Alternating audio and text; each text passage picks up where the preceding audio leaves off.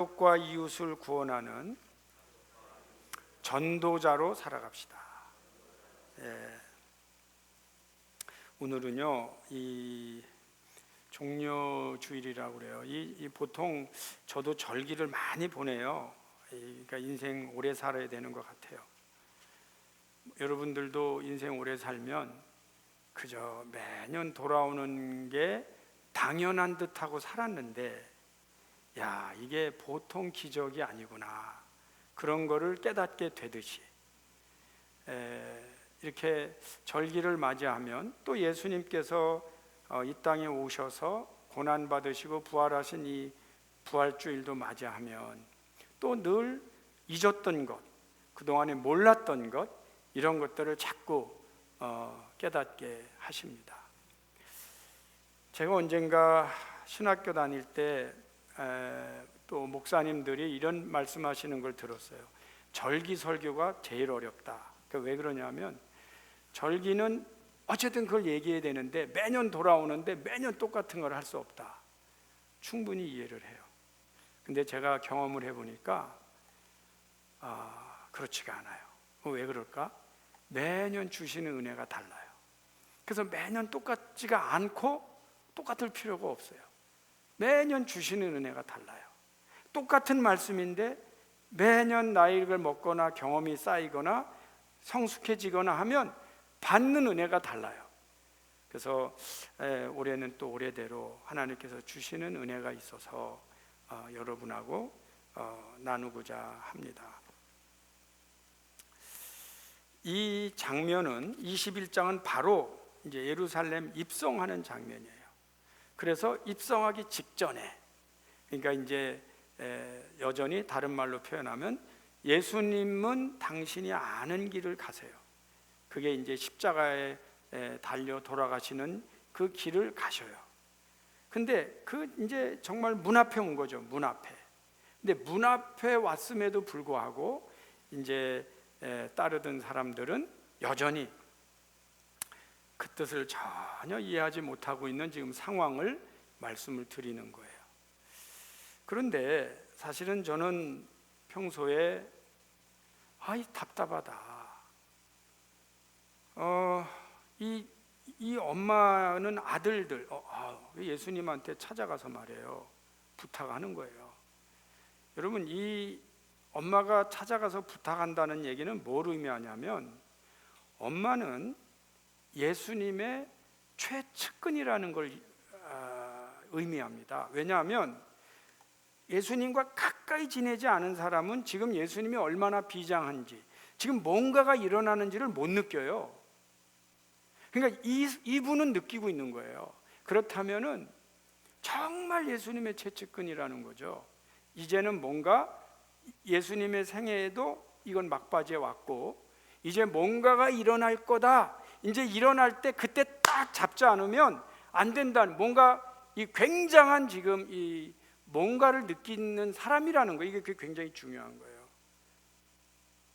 그래서 이분이 부탁을 하는 거지. 평소 같으면 이런 부탁 안 해요. 그런데 와서 예수님 앞에 제가 부탁이 하나 있습니다, 그러는 거죠. 그런데 이제 제가 이렇게 좀 젊을 때는 참 답답하다. 그 예수 믿는 사람들 다 왜 이 모양인가? 왜 제자들이 이 모양인가? 이런 게 참 마음이 아프고, 좀 예수님의 뜻을 알아서 그런 일이 좀 안 일어나면 어떨까? 이런 생각을 좀 많이 하죠. 근데 요즘은 어떤 생각이 드냐면, 이분도 그랬고, 그 다음에 이제 예수님이 이렇게 예루살렘에 들어가면은 그 파암추리를 흔들면서 호산나고 환영하는 분들도 다 하나같이 모르고 있는 거예요. 예수님 지금 왜 오시는지를. 그렇다면 이게 다 모른단 말이에요. 근데 이제 결론적으로 말씀을 드리면 이런 거예요. 이 하나님의 은혜를 받는 과정 중에 처음부터 이걸 알아서 예수님 뜻대로 한 사람이 이 세상에 누가 있냐는 거예요. 아무도 없어요. 그런 걸 느끼면서 이렇게 말씀을 여러분들에게 위로로 드리고 싶어요. 하나님은요, 우리의 무지와 우리의 실수도 안고 사랑하고 가신다는 거예요. 그러니까 그렇기 때문에 이 어머니도 잘못됐고 제자들도 잘못됐다가 아니고, 그런 실수를 했기 때문에 이 어머니가 깨닫는 게 달랐고 제자들이 깨닫는 게 달랐다는 거죠. 못났기 때문에 깨달은 거예요. 몰랐기 때문에 하고 더 다른 사람보다 그 받는 은혜가 더 컸던 것입니다. 그래서 답답하긴 하지만, 그러나 이 과정을 생략할 수 있는 사람은 아무도 없다. 그러면은 다시 우리한테로 돌아가 봅시다. 여러분, 우리가 부족하고 실수하지 않고 하나님 일 잘할 수 있을까요? 그렇지 않아요. 다 우리는 부족하고 실수하고, 이거보다 어떤 거는 더한 실수도 합니다. 그래도 그저 예수님 말씀하세요. 이제 뭐라고 말씀하세요. 근데 가만히 보니까, 야, 너희들 그럼 내가 마시는 잔을 마실 수 있어? 그랬단 말이에요. 근데 이거를 그거 마시면 되지. 그러니까 또 제자 둘은 우리 마실 수 있습니다. 그랬단 말이에요.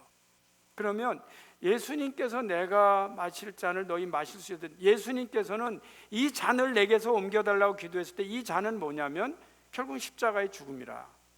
그런데 이 제자들은 뭔가 하나님이 축복으로 잔을 주면 마시지? 하고 완전히 다르게 대답을 했단 말이죠. 그랬더니 예수님께서 뭐라고 말씀하시냐면, 어쨌든 할 수 있다니까. 그런데 그 일은 누구든지 정말 그 잔을 마신 자에게 돌아갈 것이다. 자, 여기에 굉장한 나름의 의미가 있어요. 여러분, 하나님의 은혜는요, 이 말씀의 교회 성전 안에 그대로 정말 누구에게도 차이 없이 펼쳐주십니다. 그런데 그거를 맛보는 사람이 있는가 하면, 그걸 맛보지 못하는 사람이 있어요. 그건 누구한테 달려요? 그건 너희들이 이제 알아서 할 부분이야. 지정하지를 않으세요. 지정하지를 않으세요. 그거는 왜냐하면, 저도 고난도 받아요. 근데 고난을 받고 은혜 받는 것을 맛볼 수 있는 사람은 고난을 받은 사람만이 맛보는 거예요. 자, 고난도 하나도 안 받고 어떤 사람이 주면 그건 그냥 공짜로 얻는 거예요. 그게 얼마나 가치 있는지도 몰라요. 그러니까 그건 너희가 할 거야. 이제는 나는 내 갈 길을 가는 거고, 이 잔을 마실 사람이 누구든지 마시는 사람만이 하나님의 은혜를 받을 거야. 이제 여기에서 소위 말하면 이제 우리는 앞으로 어떻게 살아야 될까? 이게 제가 물론 가끔은 그런 표현을 해요. 하나님의 일을 할 때 용기를 가져라, 그런 표현을 합니다. 물론 제 가족들한테도 마찬가지고 우리 성도님들한테도 마찬가지인데, 하나님의 일을 할 때 용기를 가져라. 제 말씀은 뭐냐? 도망가지 마라, 그런 뜻이에요. 왜 그럴까요? 도망을 가는 사람들은 평생 그 맛을 못 봐요. 그 은혜를 못 본다니까. 그래서 도망가지 마라, 그래요. 어떤 때는 이렇게 내가 아주 사랑하는 사람이 고생하잖아요. 생고생을 하잖아요. 근데 영적으로 생각하면 그 필요한 과정이다 하고 중보기도를 하지, 너 왜 이 바보같이 이 고생하니? 도망가. 모른다고 그래? 안 한다고 그래? 저는 그렇게 말하지 않아요. 그냥 말하지 않고 기도해요. 저것도 필요하니까, 하나님께서 주실 은혜가 많으니까, 하나님께서 더 크게 쓰시려니까 그래 하고, 그저 어떤 때는 못 본 척, 어떤 때는 알면서도 또 눈에 보여요. 저거 분명히 과당한다, 보여요. 그때는 제가 가서 야야 너 일로 가면 과당에 말해주고 싶지만 인생은 그렇지가 않아요. 그걸 또 거쳐야 돼. 그 다 또 물론 죽느냐 사느냐 하는 문제일 때는 막아야 되겠지만, 당연히 사람이 무지한 거고 한계가 있는데 그걸 어떻게 처음부터 다 막아? 이 엄마도 이 자녀들도 그냥 이 과정을 지나는 거예요. 그런데 이제 문제가 하나 생기긴 합니다. 이 이야기를 들은 10 제자들이 여기 이렇게 10 제자가 듣고 두 형제에 대하여 분이 여기거늘. 그러니까 이제 이 10 제자들은 열받는 거지. 여지껏 12이 그저 다 사이좋게 하는데 지들만 둘이 가서 엄마 동원해갖고 예수님한테 크게 화가 난단 말이죠. 근데 보통은 이런 경우가 이제 소위 말하면 공동체가 깨지는 거예요. 일리가 있어요. 이것도 일리가 있다고. 근데 또 정말 안타까운 건 이것도 지나야 돼. 처음부터 너희들 그러면 안 돼. 10명이 화날 거야. 물론 그런 것도 있지만 이제 이 제자들도 이 과정을 또 거쳐요. 이제 화가 나서 공동체가 깨지긴 합니다. 그런데 예수님께서 이런 말씀하세요. 한번 들어보세요. 자, 두 사람이 이제 엄마가 와서 부탁을 했어요. 엄마 부탁은 그거예요. 우리 아들 하나를 우측에, 아들 하나를 좌측에. 이제 한국말은 쉬워. 이런 말이 전통적으로 있어요. 예수님 왕이 되면 우리 아들 하나는 우의정에, 우리 또 아들 하나는 좌의정에, 우의정 좌의정에 앉혀주세요 하고 부탁을 했거든요. 근데 예수님 이런 말씀하세요. 그거 세상 사람들이 하는 거야. 그거 세상 사람들이 하는 거야. 자, 예수께서 제자들을 불러다 이르시되 이방인의 집권자들이 그들을 임의로 주관하고 그 고관들이 그들에게 권세를 부리는 줄을 너희가 알거니와. 그 세상 사람들 다 그렇게 살아. 그런데 너희 중에는 그렇지 않아야 하나니. 예수 믿는 사람은 그렇게 살면 안 돼. 이 말씀하세요. 그래서 뭐라고 말씀하시냐면 너희 중에 누구든지 크고자 하는 자는 섬기는 자가 되라. 일단 아멘 합시다. 그리고 너희 중에 누구든지 으뜸이 되고자 하는 자는 종이 되어라. 그러면은 여러분 이제 여기서부터 인생이 갈립니다. 이제 인생이 갈린다는 말이 뭐냐면 어떤 사람이 이렇게 표현할 거예요. 야, 예수님 가르침이 저거는 어떻게 보면 세상 이치에 안 맞는다. 세상 이치에 안 맞는다. 그 예수님 따라다니다가는 쪽박 타겠다. 바보 같은 티칭이다. 그렇게 볼 수도 있어요. 그런데 오히려 제가 볼 때는 한순간에 우측에 앉고 한순간에 좌측에 앉는 게 출세하는 것 같이 보이지만 지금 예수님의 가르침은 진짜 지도자가 되라고 가르치는 거예요. 눈앞에 보이는 것을 신경 쓰지 말고 사람을 얻고 사람을 구원하는, 그리고 내가 올라가서 차지하는 게 아니고 남들이 오히려 올려줘서 리얼 리더, 정말 대단한, 이것보다 더 깊고 예수님 진짜 지혜로우신 분이죠. 정말 멀리 보시는 분이죠. 예수 믿는 사람들은요 잘 모르잖아요. 우리는 어떻게 살아야 될지 모르잖아요. 우리는 잘 몰라요. 정말. 그럴 때 어떻게 되죠?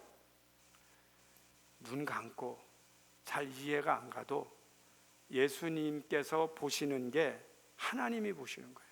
우리는 알 수 없는 걸 보고 계세요. 그렇기 때문에 잘 모르면 순종하라. 이게 제가 사실 많은 경우 우리 성도님들을 가르치는 티칭 중에 하나입니다. 한번 따라 합시다. 잘 모르면 순종하라.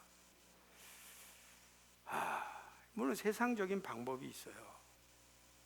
그런데 그 방법대로 안 했기 때문에 우리가 나락에 떨어진다고 생각을 하는 강박관념이 세상 사람들한테 분명히 있어요. 그런데 우리는 그렇지 않아야 합니다. 그건 제 표현이 아니고 예수님께서 하신 표현이에요. 그러면서 야, 너희 중에 정말 큰 사람이 되고 싶으냐? 그러면 섬기는 사람이 되라. 그랬어요. 그 옷뜸이 올라가고 싶으냐? 그럼 종이 되라. 그랬어요. 여러분은 저에게 물어보실 거예요. 그럼 목사님은 지금 이 말씀을 다 이해했어요? 정말 이걸 이해하고 살아요? 그런데 어렴풋이 이게 무슨 뜻인지 알겠어요. 왜냐하면 우리는 결국 왜 싸우죠? 여러분, 우리 왜 싸워요? 내려가기 위해서 싸워요? 결국은 올라가기 위해서 싸우는 거잖아요. 예? 결국 왜 싸우냐고. 여러분이 서로 종이 되기 위해서 싸운 적 있어요? 가능하면 네가 종해, 나는 리더할까 하면서 싸운단 말이죠. 제가 평소에 우리 교회에다 하는 말이 있는데, 우리 교회가 존재하는 한 저는 그렇게 여러분들이 살았으면 좋겠어요. 예를 들면 교회도 보면 가끔 선거도 하고 투표도 하잖아. 네? 그런데 그 올라가기 위해서 다투지 마라 하는 거예요. 올라가기 위해서 더 내가 높은 자리, 더 좋은 데 가서 다투지 마시라 하는 얘기를 늘 하는 거예요.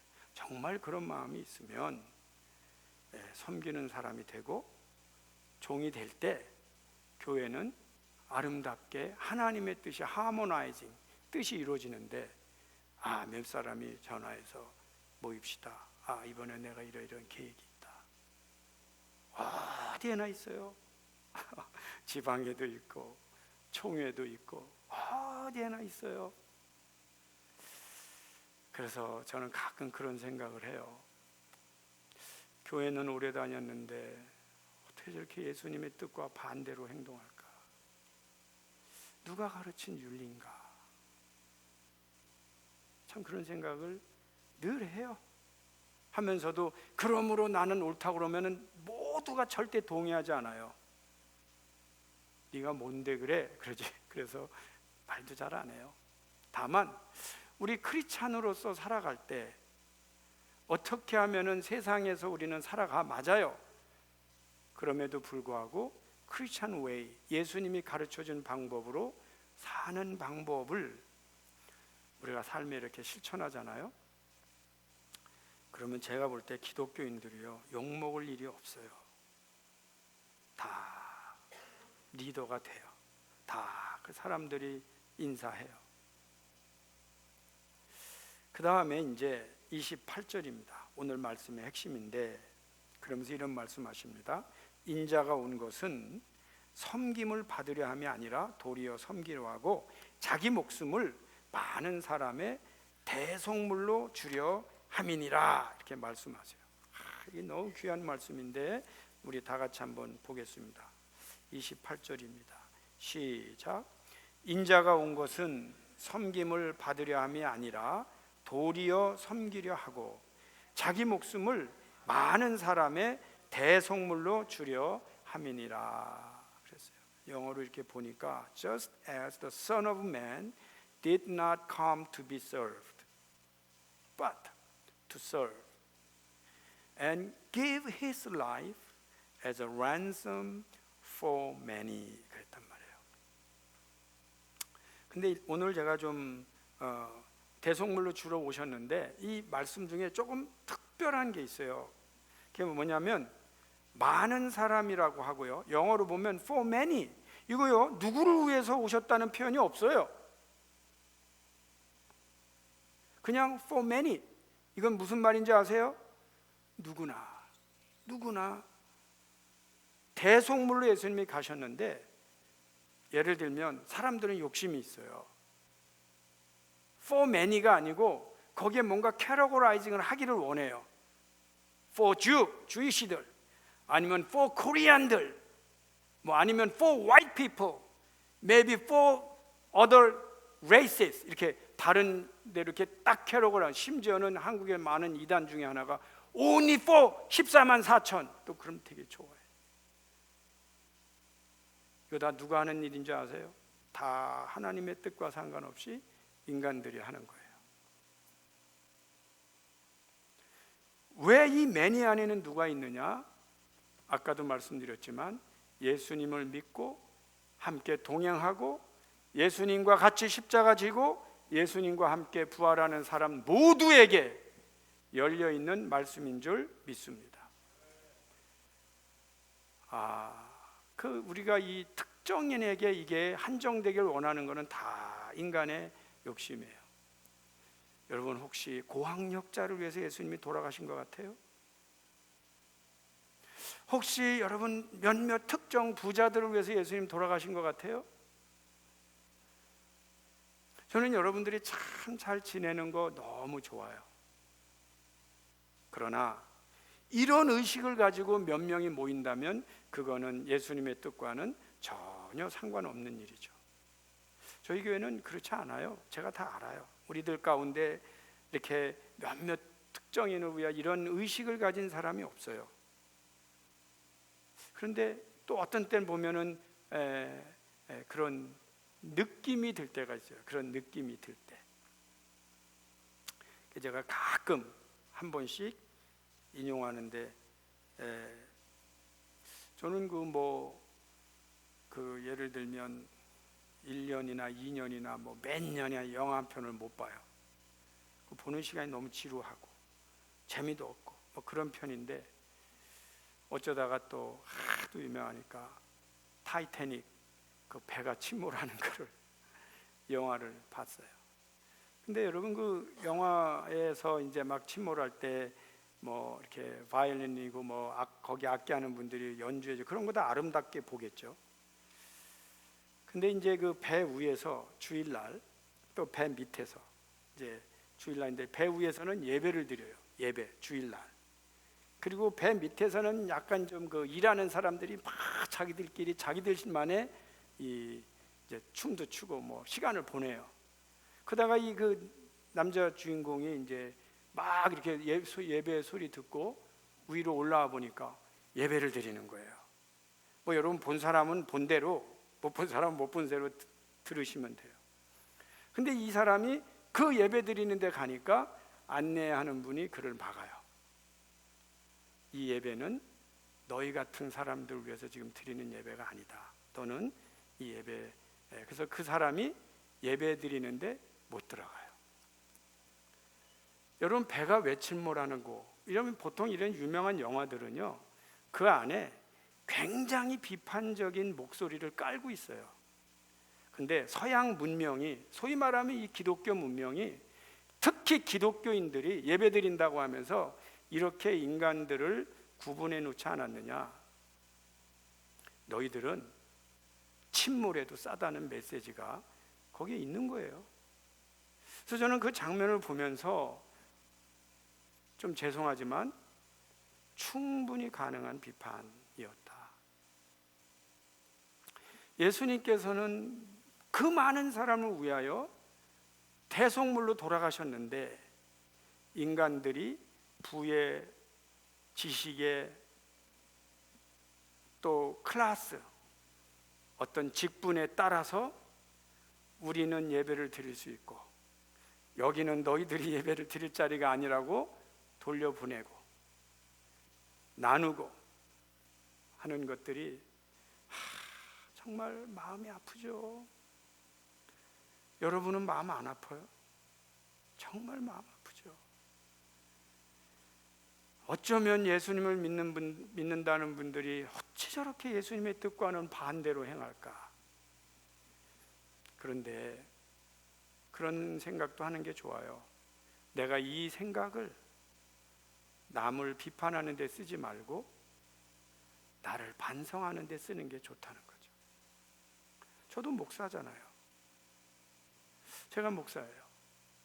그러다 보면은 참 혹시라도 그런 부분에 오류가 있을까 봐 주의하죠.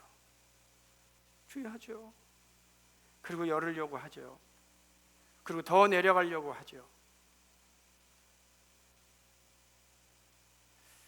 우리가 예수님의 말씀을 더 잘 들을 필요가 있는 거예요.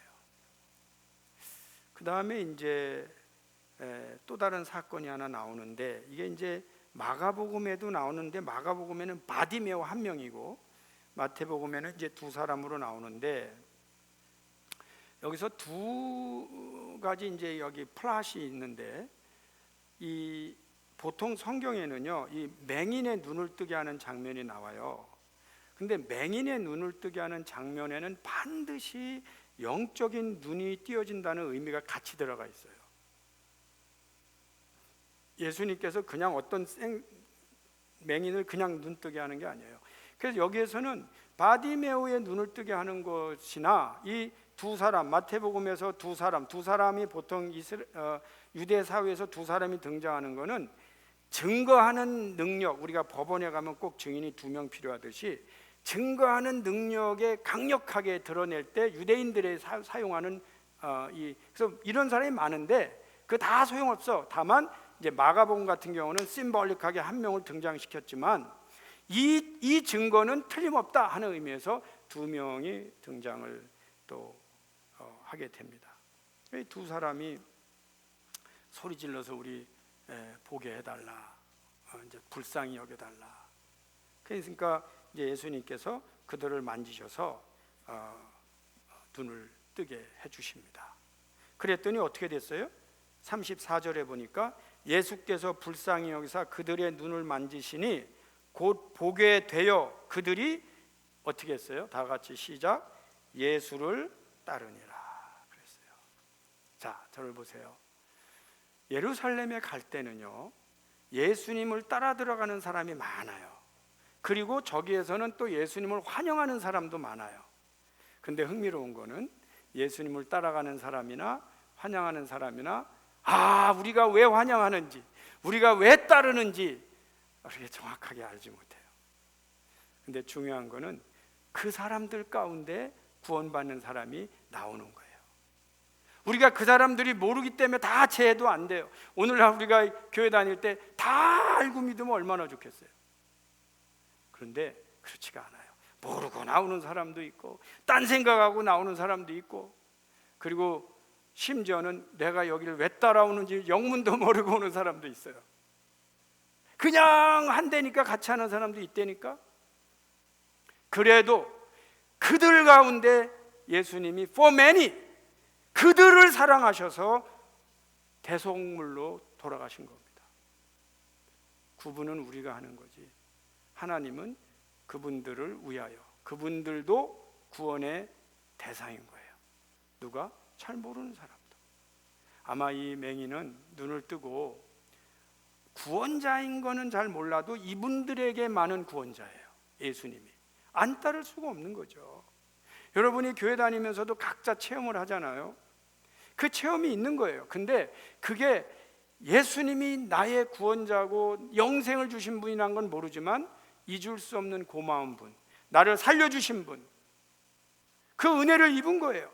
그래서 예수님을 따르는 겁니다. 이제 우리에게 남은 건 뭐냐? 따라가다 보니까 이분이 나를 눈을 뜨게 해주신 분일 뿐만 아니라 그거보다 너무너무 위대한 일들을 하시는 분이라는 것을 알아가는 거예요. 성도님 여러분, 모르는 거나 실수하는 거는 죄가 아닙니다. 그러나 그 많은 찬스가 주어졌음에도 불구하고 여전히 모르거나 여전히 잘못하는 것은 죄가 될 수가 있습니다. 우리가 하나님의 은혜를 받았으면 이렇게 그건 다 하나님이 인정하세요. 그러지만 시간이 우리에게 주어지면, 여러 가지 사건들이 우리에게 주어지면 그때마다 눈을 떠서 예수님을 알아볼 수 있기를 축원합니다. 그리고요, 따르세요. 예수님을 따라가는 거예요.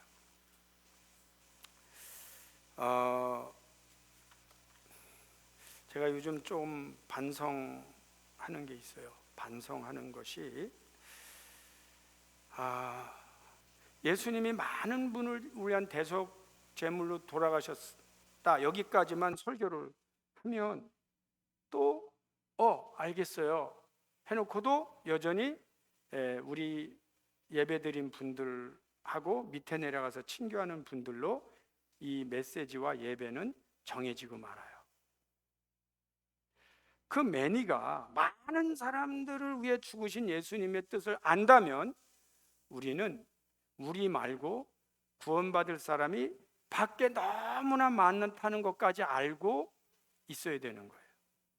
다시 말씀드리면 우리가 예수님의 뜻을 이루어 드리는 사람들로까지 변화받고 성장하셔야 됩니다. 그게 뭐냐? 결국은 복음 전도예요. 예수님의 뜻을 전하는데, 자, 어떤 문제가 있느냐? 그들이 교회 와서 아까 말씀드린 대로 내가 마시는 잔을 마실 수 있느냐? 그거는요, 그들에게 달려 있어요. 저도 목회를 오래 해봤잖아요. 그러니까 6개월 동안을 사랑한다고 해서 깨닫는 거 아닙니다. 6분만 사랑해도 그분이 예수 믿는 사람도 있어요. 근데 그 신비를 제가 다 알 수가 없어요. 한 번만 전해도 믿는 분이 있는가 하면 60번을 전해도 여전히 못 믿는 분도 계세요. 그것도 제가 어떻게 컨트롤할 수 없어요. 그냥 펼쳐놓는 거예요. 그거는 마시고 맛보는 사람만이 그거를 알 수가 있는 거예요. 여러분, 그 누가복음에 보면 예수님께서 하시는, 누가복음 14장이긴 합니다만 뭐 성경을 보셔도 좋고 그냥 저를 따라오셔도 되는데 14장 16절부터 되어지는 얘기인데, 예수님께서 예를 하나 들어주세요. 예수님 말씀하실 때 예를 많이 들으시는데, 어떤 사람이 잔치를 베풀었어요. 잔치를 베풀고 손님을 청해놨어요. 이제 올 때가 됐어요. 이거 잔치 베풀고 다 오기로 해놓고 안 오면 이거 아주 난감해요. 네. 그 이제 했는데 종들을 보내서 이제 자, 우리 준비했으니까 오세요. 그랬더니 오기로 했던 사람이 이제 18절에 보면 이렇게 말해요. 나는 내가 밭을 하나 샀는데 아무래도 나가봐야 돼. 내가 밭을 샀기 때문에 일을 해야 돼. 그래서 못 가니까 미안하다고 이해해달라고. 그럼 그렇게 온 거예요. 두 번째 또 한 사람 뭐라고 말하냐면 내가 지금 소를 5마리나 샀어. 그래갖고 이거 지금 어떻게 이 5마리 문제가 있는지 없는지 또 이거 시험도 해야 되고 일도 해야 돼. 그러니 제발 좀 못 가도 이해해달라고. 세 번째 사람이 뭐라고 하냐면 나는 사실 장가를 들었거든. 신부하고 이렇게 있어야 되니까 못 간다고 이렇게 말을 했어요. 근데 여러분, 여기서 흥미로운 사실이 하나 있어요. 밭을 샀거나 이런 그 가족을 생계를 유지할 소를 샀거나 아니면 결혼한 사람은 율법에 이렇게 회중들에게 나와서 제사를 드릴 때 나오지 않아도 돼요. 익스큐즈가 돼요. 그거는 이게 유대 율법에 있는 거예요. 그럼 지금 무슨 말씀이죠? 지금 이 사람들이 미안한데 내가 못 가라는 게 지금 율법적으로 전혀 하자가 없다는 거예요. 그리고 누가 봐도 그거는 이해가 돼. 제사장이 어떤 사람이 그거 지금 다 준비했는데 왜 당신 안 왔어라고 야단칠 수 있는 게 아니라니까. 이미 중요한 게 뭐냐면 보장된 익스큐즈예요. 자, 율법적으로는 전혀 문제가 없어요. 근데 복음적으로는 문제가 있는 거예요. 그래서 제가 가끔 그런 표현을 합니다. 너무 율법적으로 믿는 게 그게 뭐 다 본인은 아무 하자가 없는 것 같지만 그게 다는 아니에요. 네, 율법은 다 지켜요. 근데 율법을 지켰기 때문에 복음적으로 옳은 건 아닌 게 뭐냐? 결국은 이 사람들은 잔치를 베푸는데 안 온 거예요. 안 왔기 때문에 이제 이 마지막에 24절에 예수님이 뭐라고 말씀하시냐면 내가 너희에게 말하노니 전에 청하였던 그 사람들은 하나도 내 잔치를 맛보지 못하리라. 그러니까 밭을 산 사람, 소를 산 사람, 뭐 장가간 사람 다 잘 살아요. 살 수 있단 말이에요. 그러나 이 예수님이 잔치를 한 거는 맛보지 못하리라. 이게 이제 결국은 복음이에요. 복음의 기쁨, 부활의 은혜, 영생, 이런 거는 맛볼 수가 없는 거예요. 여러분, 우리가 교회 왜 다니죠? 혹시 여러분 교회 다니는 거 매주 교회 오는 거 힘들어요? 혹시 여러분 교회 다니는 거 시간 아까워요? 이제 이 은혜를 맛보면 다른 사람들이 막 막어도 교회 오잖아. 다른 사람들이 너 가면 안 돼, 죽여, 매 맞아. 그래도 담을 넘어서라도 매를 맞고라도 하나님 앞에 나오잖아요. 그건 왜 그래요? 하나님과 나 사이에 구원의 은혜를 맛봤기 때문이에요. 율법적으로는 죄인이 아니에요. 그러나 복음적으로는 너무나 안타까운 거예요. 겉보기에는 아주 정당해 보이지만 여전히 복음적으로는 하나님의 은혜를 맛보지 못하는 단계에 머물러서 사는 거예요. 교회도 보면은 그런 경우들이 종종 있어요. 그러나 저는 블레임하지 않아요. 왜? 하나님께서 때가 되면 그런 사람들에게 복음을 맛볼 수 있는 은혜를 주시기 때문이에요.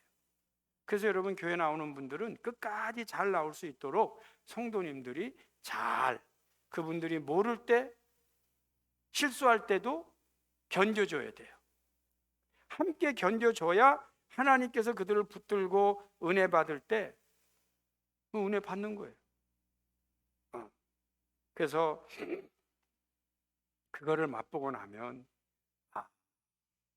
이거구나 하고, 근데 어떤 분은 참 늦게, 참 죽기 직전에, 그리고 심지어 어떤 분은 저 사람은 죽기 전에는 절대 은혜 못 받을까 한 사람이 어제, 내일 그 은혜를 받아요.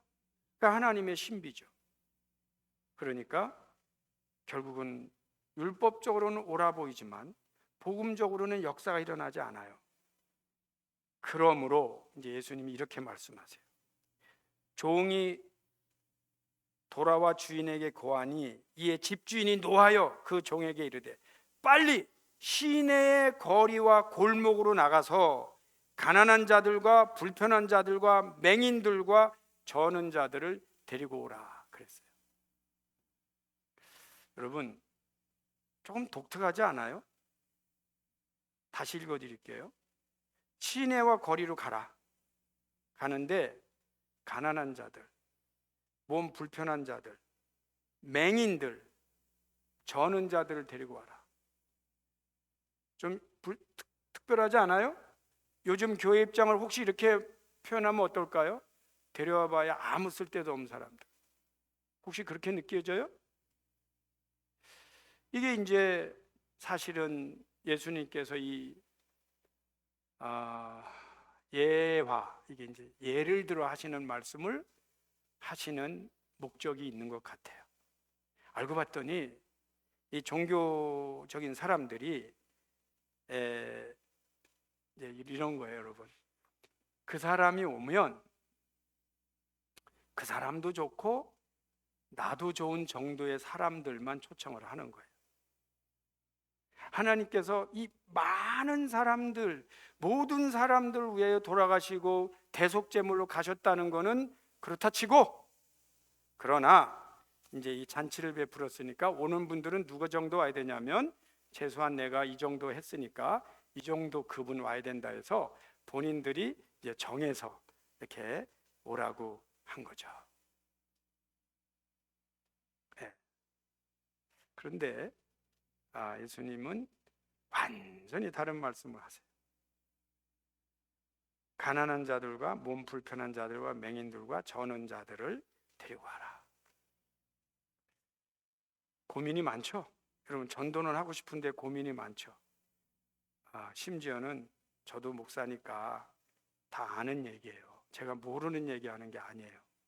데리고 왔다가는 교회에 큰일 날 사람도 있는 거 아니에요?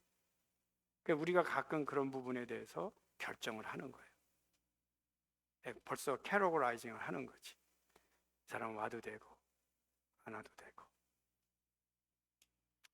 이제 순종하는 거예요. 야, 이게 도대체 우리가 예수님 믿는다고 하면서도 많은 사람이라고 했지만 문제는 우리가 예수님 말씀하신 많은 사람 맞아요. 그러나 저는 요만큼만 제가 핸들할 수 있고, 그죠? 우리 안에서 적응할 수 있고, 이렇게 제가 알아서 우리가 정할 테니까 예수님 그래서 예수님의 죽음은 곧 수준이 되는 사람들만을 위해서 내가 대속물로 죽었다라고 우리가 이해하는 수준에서 예수님의 복음을 타협합시다 라고 생각하고 우리가 전도를 하고 있지는 않은가를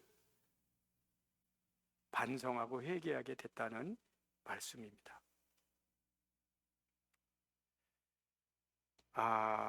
그런데 다시 한번 들어보겠어요? 종이 이르되 데려오라 했어요. 근데 이제 다 데리고 왔어요. 그런데 종이 뭐라 그러냐? 22절에 종이 이르되 주인이 명하신 대로 하였으되, 문제가 뭐냐면 아직도 자리가 있나이다. 그 데려온다고 다 데리고 왔어요. 근데 아직도 자리가 있나이다 그랬더니 다시 이번에는 주인이 종에게 이르되 길과 산 울타리로 가라 그랬어요. 이거는 이제 아마 이제 시내, 아까 시내였거든. 근데 이번에는 시내 말고 사람 잘 안 사는데 좀 더 어려운 사람 사는, 소위 말하면 시골 같아, 시골. 거기 가서 사람을 강권하여 데리고 와라. 강권하여 데리고 와라. 그렇게 해서 이제 이게 참 어려운 말이죠. 이제 여러분, 저희가 교회를 오래 다닌 분들은요 전도를 잘 못해요. 오히려. 왜냐하면 내가 노는 지역이 이미 결정됐어. 그래서 내가 노는 지역에는 새로운 사람도 없고 새로운 만날 사람도 없게 돼요. 근데 오늘 말씀해 보면 거기를 떠나서 다른 데로 가서 사람을 만나라 그런 뜻이에요. 그러니까 오래됐기 때문에 내 주위에 있는 사람 교회 다 다니거나 이미 안 다닌 거로 결정했고 그런 거 다 이해하지만, 그러니까 이제 그때 당시 종교 사회도 그렇게 돼 있고 기독교도 그렇게 돼 있고 이제 그런 거죠. 그런데 거기를 떠나라. 거기를 떠나라. 그리고 가라는 거예요. 사람 있는 대로 가서 인사하고 손을 내밀고 인사하고 혹시라도 그들이 필요로 하는 게 있으면 도와주고 하면서 끌고 와라. 끌고 와라. 이게 매니아. 이게 거기에 들어가는 많은 사람을 위하여 죽었다는 거예요. 그래서 우리가 반성을 해야 되는 게 그런 부분이 있어요. 목회자도요 노는 데가 주로 정해져 있어요. 그러다 보니까 더 많은 사람들을 만나는 것이 점점 쉽지가 않아져요.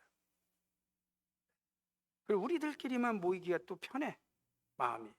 그런데 복음적으로 생각하면 다 이해가 되지만, 율법적으로 생각하면 다 이해가 되지만 복음적으로 생각하면은 옳은 것도 아니에요. 그것도. 야, 큰일 났네. 이게 정말인가? 근데 제가 볼 때는 우리 예수님의 방법은 이게 정말이에요. 정말이 뭐냐면, 예수님은 난 처음에 이스라엘 갔을 때 좀 이해가 안 가는 거예요. 왜 그 남쪽부터 북쪽까지 걸어 다니셨나? 뭐 그렇게까지 하시나? 예수님 정도 되면 몰려오는 사람이 많잖아. 예수님 그걸 다 하셨거든. 이걸 그냥 다 돌아다니셨거든.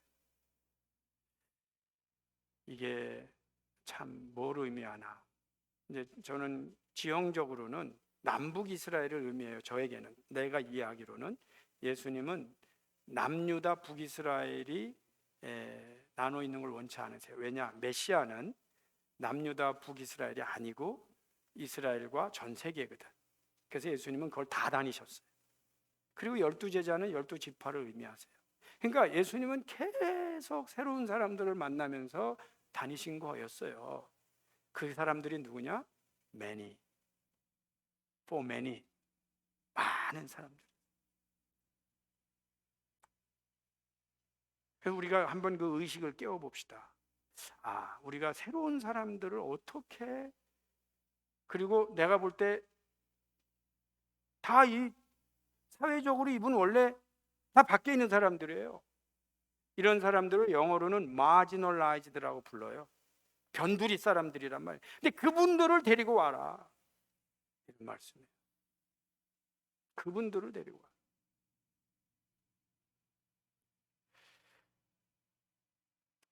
저희가 부활주일도 사실은 잔치예요. 그래서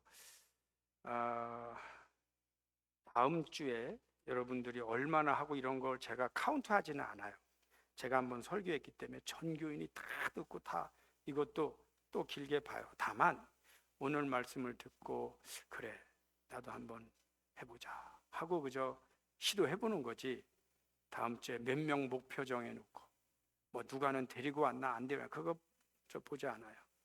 다만 복음적으로 생각하면 우리가 너무 안일하게 그냥 우리끼리 그냥 수준이 되는 사람들끼리 이미 친한 사람들끼리 이 먹고 즐기는 종교로 먹고 즐기는 교회로 우리가 고정돼 있다는 생각을 떨쳐버리고 다시 한번 예수님의 말씀으로 가서 예수님의 죽으심의 의미, 그 가운데는 모르는 그 뜻도 모르는 그 많은 사람들, 그러나 예수님은 그들에게 가신 그 영적인 의미를 오히려 회복하고 비록 다음 주에 그 일이 안 일어나도 내 인생에 이거는 영적으로 우리를 한번 awakening 하는 거예요. 깨우는 거죠. 네, 깨우는 거예요. 그리고 가능하면 많은 사람, 믿는 사람도 만나고 믿지 않는 사람도 만나고 코리안도 만나고 넌 코리안도 만나고 그래서 그냥 데려다 놓는 거예요. 그리고 그들이 은혜 받는 거는 우리 소관이 아니야. 예수님도 그건 모른다. 그거 자기들이 알아서 할 일이다. 그래서 그저 이번 주에 왔다 안 나와도 우리 소관이 아니에요. 다만 이런 부분이 복음 안에 있구나 하는 생각을 다시 한번 회복받고 여러분 저희가 고난주간을 보내고 부활주의를 맞이할 수 있기를 축원합니다. 기도하겠습니다.